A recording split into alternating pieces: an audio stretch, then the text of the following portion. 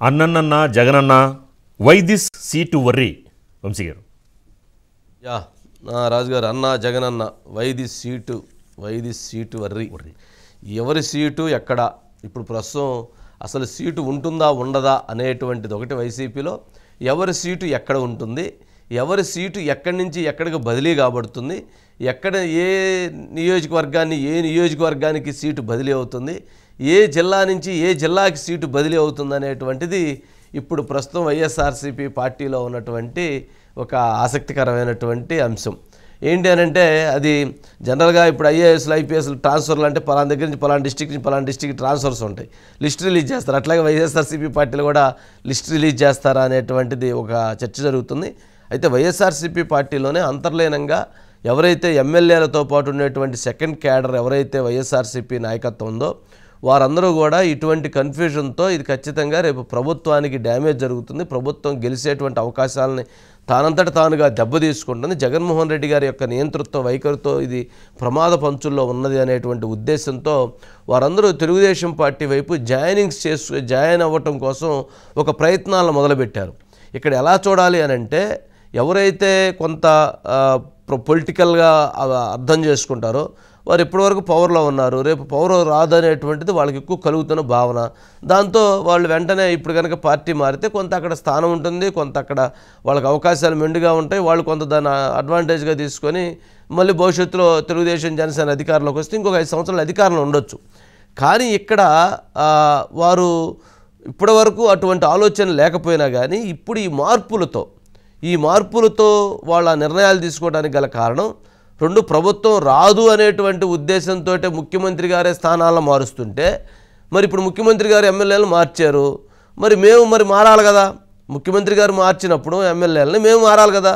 మా ఎమ్మెల్యే ఉంటే ఇప్పటివరకు మేము చేయించుకున్నాయని ఆయనతో పాటు మేము ఉంటాం.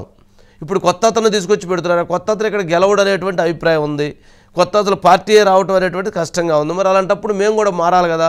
మార్పు ఎమ్మెల్యేల వరకే కాదు, మా వరకు కూడా మార్పు ఉంటుంది, కావున మేము కూడా మారతాం అనేటువంటి దాంట్లో చాలామంది తృతీయ శ్రేణి నాయకత్వం కూడా కొంత ఉత్సాహంగా ముందుకు అడుగులు వేస్తుంది, ఉత్సాహంగా వాళ్ళు పార్టీ మారే దిశగా అడుగులు వేస్తున్నారు. అక్కడ ఉన్నటువంటి స్థానిక నాయకత్వంతో ఉన్న పరిస్థితులకు అనుగుణంగా అక్కడ ఉన్నటువంటి ఇప్పుడున్నటువంటి ప్రతిపక్ష పార్టీలో ఉన్నటువంటి నేతలతో అనుబంధాలను కొనసాగించుకునే విధంగా అడుగులు వేస్తున్నటువంటి అంశాలు చాలా స్పష్టంగా చర్చకు వస్తూ ఉన్నాయి. అయితే ఇది ఒక నియోజకవర్గం కాదు, చాలా నియోజకవర్గాల్లో ఈ భావన ఉంది. ఎందుకంటే ఇప్పుడు ఎవరైతే కొత్తగా వచ్చేటువంటి ఎమ్మెల్యే అభ్యర్థి, వైసీపీ ఎమ్మెల్యే అభ్యర్థి, ఇతను కాకుండా వేరే వాళ్ళు ఎంకరేజ్ చేస్తారు. మరి అలాంటప్పుడు ఇతను అక్కడ ఉండి ఎందుకు అవమానపడటం అనేటువంటి దాంట్లో కొంతమంది వెళ్తూ ఉన్నారు. చాలామంది ఇక్కడి నుంచి ట్రాన్స్ఫర్ అయ్యి వెళ్ళేటువంటి నాయకులు కూడా మీరు ఉండండి, వైఎస్ఆర్సీపీ పనిచేయండి అని చెబుతున్నారు, కానీ మీరుంటే పని చేస్తాం, మీరు లేనప్పుడు మేము పనిచేయటం ఎందుకు లేండి, మేము పనిచేయలేమని చెప్పినటువంటి భావన కూడా వాళ్ళు వ్యక్తం చేస్తున్నారు. మరి దీనికి సంబంధించి ఇది కూడా చాలా ఇబ్బందికరమైనటువంటి అంశమే. ఈ ఇబ్బందికరమైన అంశానికి సంబంధించి ఒక పొలిటికల్గా ఒక డిబేటే ఉంటుంది. కాబట్టి దీన్ని మురళి ఉన్నాడు. మురళి, ఎవరెవరు అసలు నాయకులు ఎటుపోతున్నారు, ఎమ్మెల్యేలు ఎటుపోతున్నారు, మంత్రులు ఎటుపోతున్నారు, క్యాడర్ ఎటుపోతున్నారు, ఎవరు ఎటుపోతున్నారు? క్యాడర్ కూడా మీరు ఎమ్మెల్యేలు మారిస్తే మేము మారటంలో తప్పు లేదనేటువంటి భావనకు వాళ్ళు వచ్చినట్లున్నారు. కొంచెం ఎట్లయినా కన్ఫ్యూజన్ బాగా పెద్దదిగా ఉంది, కన్ఫ్యూజన్ పెద్దదిగా క్రియేట్ అవుతూ ఉంది. మరి దీనికి సొల్యూషన్ మరి జగన్మోహన్ రెడ్డి గారు ఇంకా కనిపెట్టలేరు, కనిపెడితే త్వరగా దానికి పరిష్కారం లభించేటువంటి అవకాశాలు ఉన్నాయేమో. ఏంటి Murali? Sir, good evening sir. ఏదైతే వైసీపీ పార్టీలో చోటు చేసుకున్నటువంటి పరిణామాలు ఉన్నాయో ఆ పరిణామాలు అయితే కనుక అటు పార్టీ అధిష్టానానికి ఒక రకమైనటువంటి తలనొప్పి అయితే కనుక, మరొక వైపు ఎవరైతే ఈ నాయకులు ఉన్నారో నాయకులకు కూడా కొంత గందరగోళ పరిస్థితులు అయితే కనిపిస్తున్నాయి సార్.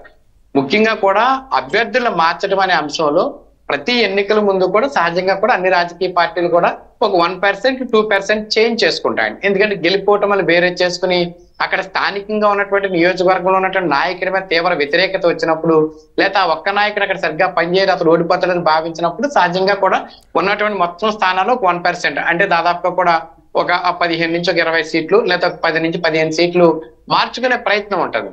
అయితే ఆ 10-15లో కూడా ఒక 3-4 మళ్ళా వాళ్ళు డెవలప్ అవుతారు, అంటే పికప్ చేసుకుంటారు ప్రజలకు సంబంధించి, ఒక 7-8 మందిని మారుస్తారు. ఇది సహజమైనటువంటి ప్రక్రియ అండి, ప్రతి రాజకీయ పార్టీలో కూడా ప్రతి ఎన్నికల ముందు జరిగే అంశం. కానీ 2024 ముందు మరొక 100 రోజుల లోపల ఎన్నికలు వచ్చే సమయానికి ఒక్కసారిగా కూడా వైసీపీ పార్టీ అధినేత ముఖ్యమంత్రి జగన్మోహన్ రెడ్డి గారు తీసుకుంటున్నటువంటి నిర్ణయాలు ఏవైతే ఉన్నాయో ఆ నిర్ణయాలు ఆ పార్టీలో ఉన్నటువంటి నేతలకి కొంత భయాందోళనతో పాటుగా ఒక గందరగోళమైన పరిస్థితులు కనిపిస్తున్నాయి. ఎందుకంటే ప్రతి జిల్లాలోనూ ఒకరో ఇద్దరు మార్పులు చేర్పులు అనేది అందరూ ఊహించినటువంటి పరిణామం. కానీ ఒకరో ఇద్దరు మిగిలిపోయి మిగిలిన వాళ్ళందరూ కూడా మారవలసిన పరిస్థితి వస్తుంది. ఆ మార్పులు చేర్పులో కూడా ముగ్గురు నలుగురికి అసలు సీట్లే లేకుండా పోయే పరిస్థితి వస్తుందండి.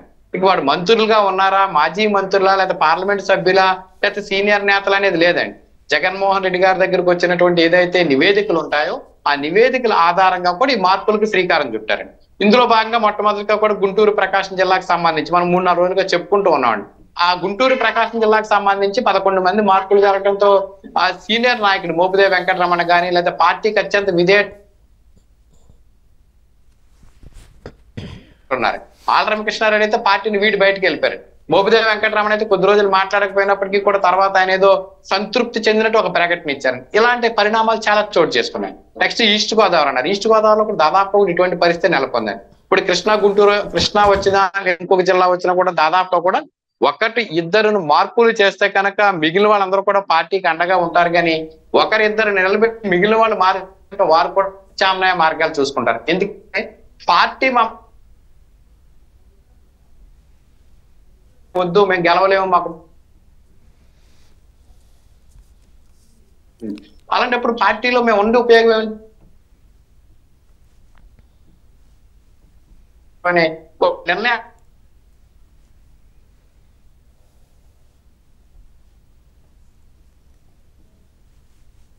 భేటీ అని ఒక ప్రచారం జరిగింది.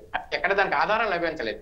ఆ ప్రచారం అంటే సహజంగా కూడా ఇటువంటి పరిణామాలు చోటు చేసుకున్నప్పుడు, ఇటువంటి అంశాలు వెలువడినప్పుడు కూడా ఎవరైతే వ్యతిరేకంగా పార్టీకి దూరం ఉన్నటువంటి నాయకత్వం ఉంటుందో వారందరూ కూడా ప్రత్యామ్నాయ మార్గాలు పార్టీలోకి వెళ్ళినప్పుడు కనీసం కూడా బెంగళూరులో వీరందరూ మీటింగ్ అవటంతో కాకుండా షర్మిల అంటే పార్టీ ఇవాళ కాకపోతే రేపు జాతీయ పార్టీ దాదాపు 40-50 ఏళ్ళు దేశాన్ని పరిపాలించిన పార్టీ కొన్ని అనిశ్చితమైనటువంటి పరిస్థితుల్లో పార్టీ దెబ్బతిన్నారు అంటే ఒక భావనకు వచ్చేస్తున్నారండి. అటువంటి పరిస్థితులతో పాటుగా ప్రధాన ప్రతిపక్షంగా ఉన్నటువంటి తెలుగుదేశం, జనసేన కూటమి వైపు కూడా కొంతమంది చూస్తున్నారు. ముఖ్యంగా తూర్పుగోదావరి జిల్లాకు సంబంధించి ఒకరిద్దరు నాయకులు జనసేన పార్టీ నాయకులతో టచ్ లోకి వెళ్ళినట్టు, అదేవిధంగా కూడా ప్రకాశం, గుంటూరుకు సంబంధించి ఉమ్మడి ఉభయ గోదావరి జిల్లాకు సంబంధించి కొంతమంది నాయకులు తెలుగుదేశం పార్టీకి టచ్ లోకి వెళ్ళినట్టుగా ప్రచారం వస్తుంది. మొత్తం మీద ఏదైతే జగన్మోహన్ రెడ్డి గారు తీసుకుంటున్న నిర్ణయాలు పార్టీ కేడర్ కన్నా కూడా పార్టీలో ముఖ్య నేతలు గందరగోళ పరిస్థితులు నెడుతున్నాయి. అయితే వీటన్నిటిని ఎట్లా అధిగమిస్తారు? ప్రాథమికంగా కూడా ఎవరైతే అసంతృప్తితో ఉన్న నాయకుల్ని నేరుగా కూడా జగన్మోహన్ రెడ్డి గారు పిలిచి వీళ్ళందరినీ కూడా బుజ్జగించే ప్రయత్నాలు చేస్తున్నారని తెలుస్తున్నాయి. అయితే అలాంటి బుజ్జగింపులకు వచ్చినటువంటి కొంతమంది నాయకుల పేర్లు కూడా జగన్మోహన్ రెడ్డి గారికి తెలియని పరిస్థితి ఉందని చెప్పి కూడా ఒక ప్రచారం జరుగుతుంది. ఎవరినో ఎమ్మెల్యే వస్తే నీ పేరేంటి, నువ్వు ఎక్కడి నుంచి వచ్చావు, అవునా కావునరే అన్నా నువ్వు అన్నా అంటే అట్లాంటి పరిస్థితులు కూడా ఎదురవుతున్నాయని బయట అంటే సోషల్ మీడియాలో ప్రచారం జరుగుతుంది. అంటే జగన్మోహన్ రెడ్డి గారు ఈ 4.5 ఏళ్ల పాటు ఎక్కడా కూడా ఎమ్మెల్యేలతో కానీ ఎంపీలతో కానీ కలిసిమెలిసి లేరు కనుక ఎవరైనా ఇప్పుడు తప్పనిసరి పరిస్థితులు అతని మైనస్ మార్క్స్ వస్తే కానీ అతను మాట్లాడు ఒక ఫన్నీ కంట్రోల్ చేస్తున్నటువంటి పరిస్థితి కనిపిస్తుంది. అంటే ఆ విధమైనటువంటి పరిస్థితులు ఉన్నాయి. ఇది జగన్మోహన్ రెడ్డి గారు చాలా వ్యూహాత్మకంగా, రాజకీయంగా చాలా ఎత్తులు పై ఎత్తులు సిద్ధహస్తుడు కనుక ఇటువంటి ఏదైతే విపత్కర పరిస్థితులు ఉన్నాయో లేదా వ్యతిరేక భావం అన్నటువంటి నాయకులు ఉన్నారు వారందరినీ ఎట్లా చక్కబెట్టాలి లేదా వారికి ఎట్లాంటి సమస్యలు లేకుండా అంశంపై ఆయన ఎట్లాంటి ఆలోచన చేస్తారన్నది కూడా వేచి చూడవాలి. మారుస్తున్న వాళ్ళు ఎక్కువ భాగం వారు పోతారు లేదా అక్కడ గెలవ చేస్తే కనుక అంతమందిని కొత్త వారిని తీసుకొస్తే కనుక పార్టీ దెబ్బతింటుంది కనుక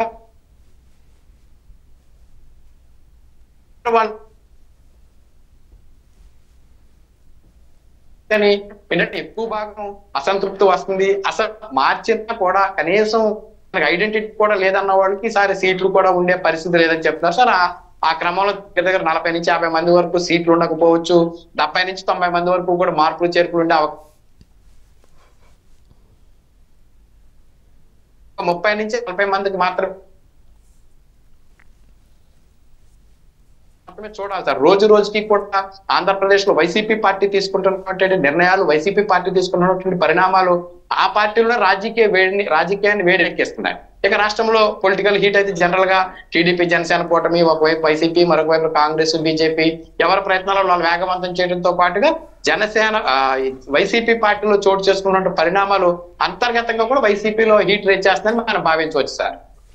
thank you Murali, thank you very much.